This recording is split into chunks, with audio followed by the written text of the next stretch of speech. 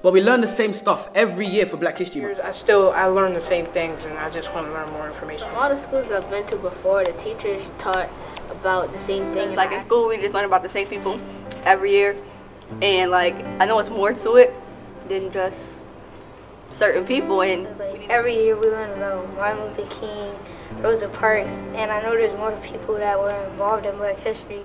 Every single October we learn the same things, either apartheid, slavery, or the civil rights.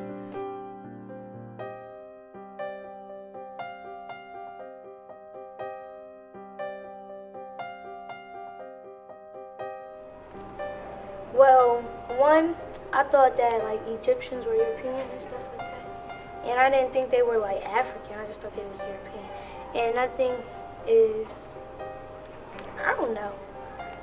Come on, let's think about it. All the things that we researched. Well, and I was surprised of how many African Americans invented a lot of things that they weren't, like, I didn't know that that many black people, you know, invented that much.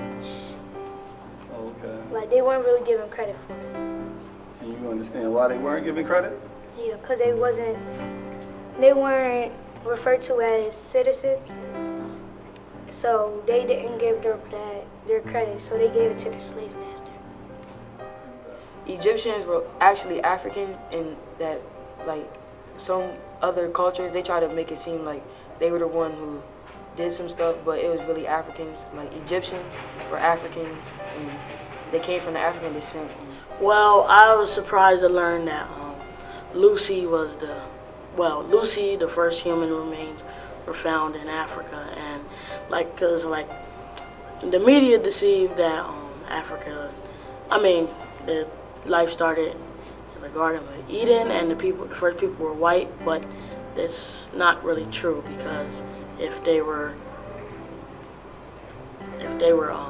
Okay, I never knew that Egypt was, all Egyptians were, well not all, but most Egyptians were black. I thought they were white. And I learned that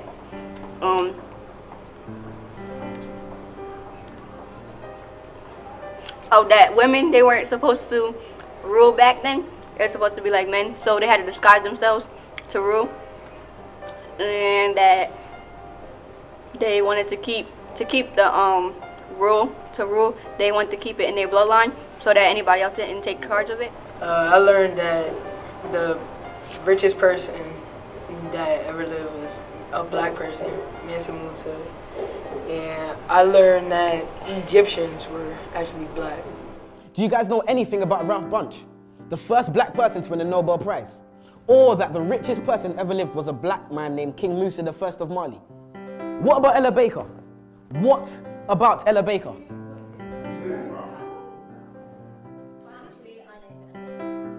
One of the most influential women of the civil rights movement. This is why I can't take Black History Month seriously, man.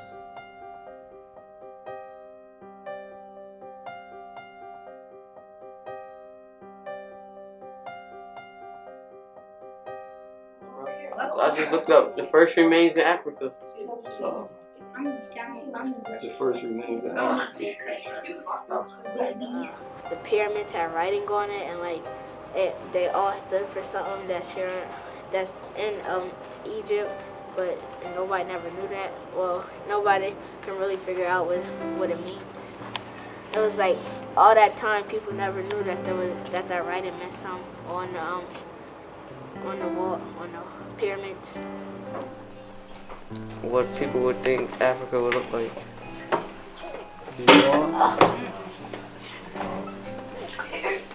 And you got these images based off what?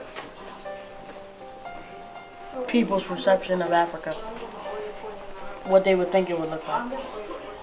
Like the first human remains being in Africa, yeah, that was new to me. I didn't really know that. I didn't really think of where the first humans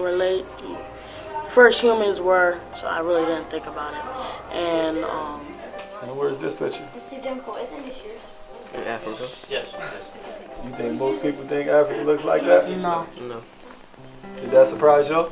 Yes, it's surprising. So that, like, how back, way back in the BCs, they made these huge pyramids, like, are modern skyscrapers and stuff, but they really didn't have cranes. Like, they didn't have no cranes like we do today. And like, oh, like a crane to build this big piece of rock on top of that. They had to do that all by hand and little handmade materials. So it was hard work, and they were able to do it. Yeah, because I mean, I always thought of Africa as like a desert place, and like there wasn't really no life, or there's like trees on every block, so, even in the city. The curriculum is designed to help you think about Black history critically. It's designed to teach us what to think, not how to think. We need to open our minds. But how can we be taught to see if the blind lead the blind? We cease to know information and the truth.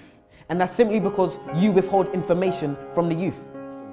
If you're not teaching us these things, then I'm inclined to believe it's because you don't know. No. If the information is accessible for our knowledge of our culture to grow, then why on earth wouldn't you want to let us know? Why are you focused so heavily on the influential but very few men and women who made things happen for us? Why are my people being highlighted for a predominantly negative past? Why are you focused on our negative past but not on our bright future? Why are you not abreast with the great young things that people are doing in this world? Why are young people's trademarks and stereotypes gang culture and young pregnant girls? Why are the young people not being given the time of day? I'm sure as a student, the code of conduct has been breached. So I'll stop here and let you do your job. So teach.